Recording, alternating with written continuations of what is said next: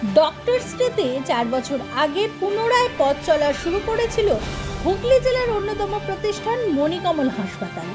একসময় স্বর্গীয় স্বরাজ মুখার্জি স্বপ্ন দেখেছিলেন মধ্যবিত্তে সাধ্যের মধ্যে স্বাস্থ্য পরিষেবা পৌঁছে দিতে।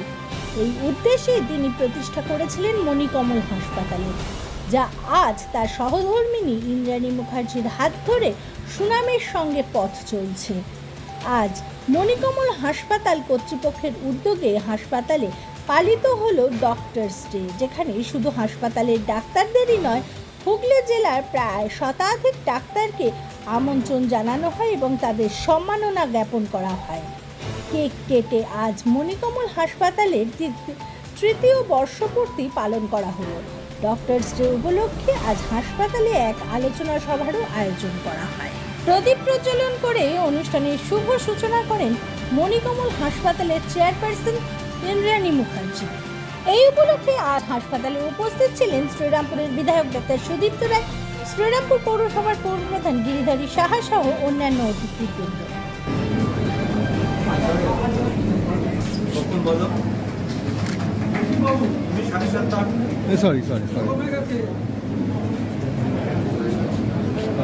মহাশয়কে আমি মঞ্চে আহ্বান করছি এবং আমাদের মণিকমল হসপিটালের সুপার সাহেবকেও আমি মঞ্চে এখানে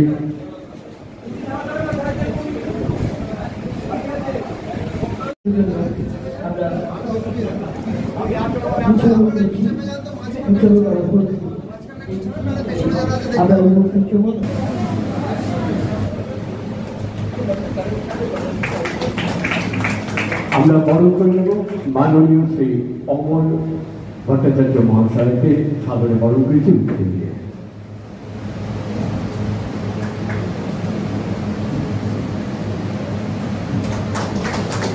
আমরা সাদরে বরণ করে নেব ডক্টর অতনু সাহা মহাশয়কে।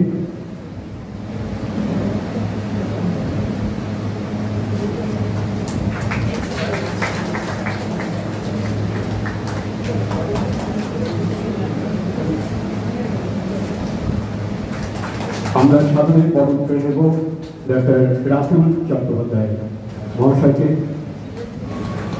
উদ্যোগীর সাদরে বরণ করে এবং ডক্টর বিশেষ কারক মহাশয়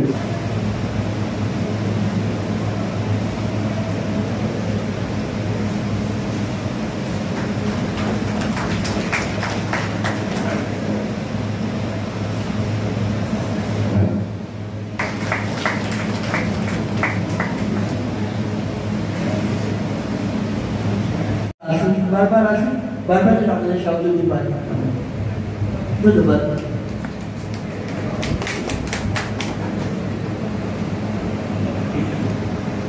This malignancy, the life expectancy is only 5 years. मतलब अगर वो रेकरेंस रेट उस पर डिपेंड करता है कितनी जल्दी उसका डायग्नोसिस हुआ है। अगर डायग्नोसिस जल्दी हो जाता है स्टेज 1, स्टेज 2, स्टेज 3 तक, तो 5 year সার্ভাইভাল রেট, এটা হচ্ছে আমাদের একটা থিওরিটিক্যাল টার্ম, আমরা পড়াশোনা করি। কারণ আজকে যে ডক্টরস ডে পালন হচ্ছে, কি বলবো? আজকে ডক্টরস ডে, একই সঙ্গে এটা তো খুব ইম্পর্টেন্ট একটা দিন। একই সঙ্গে মণিকমলের পুনর্যাত্রাও 3 বছরে পদার্পণ করলো, 4 বছরই পদার্পণ করছে। সেই জন্য এটা একটু বিশেষ আমাদের মণিকমলের পক্ষে। তো ডক্টরস ডেতে আমরা আমাদের অকুণ্ঠ ধন্যবাদ এবং কৃতজ্ঞতা ডক্টর সমাজকে আমরা জ্ঞাপন করছি। তারা সমাজের সবচেয়ে মানে ইম্পর্টেন্ট জায়গায় আছেন, সর্বশ্রেষ্ঠ আসন তাদেরই। তারা আমাদের জীবন রক্ষা করছেন ভগবানের মতো।